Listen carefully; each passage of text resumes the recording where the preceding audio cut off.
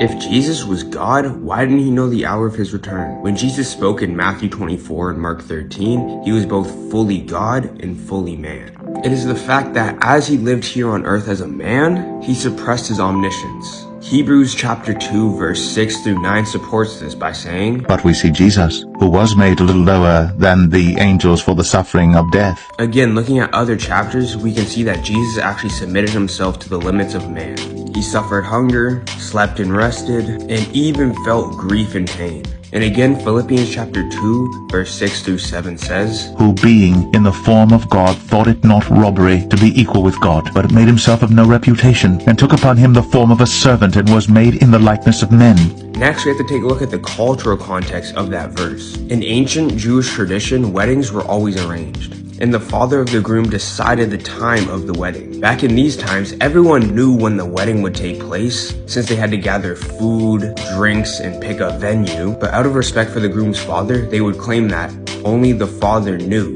This is backed up by the fact that the original word used in Greek is tithing. This word has many meanings, and one of those meanings is to be revealed. This means when Jesus says no one but the Father knows, he is basically saying that it is only for the Father to reveal, not that he lacks knowledge on the date. Like in the time of Jesus with the weddings, everyone in the village would understand when the wedding is taking place, but it would be up to the Father to reveal it or know the time of the wedding. More examples of know being used in the context of revealed would be in Genesis 22:12. After Abraham's test of faith, God says, "Now I know you fear God," implying that Abraham's fear of God was revealed.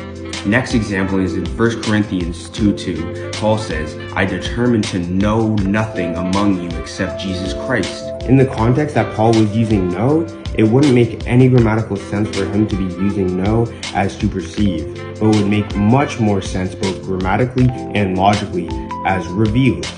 This is really cemented with the fact that Augustine of Hippo in 430 AD said in scripture, God knows means God reveals.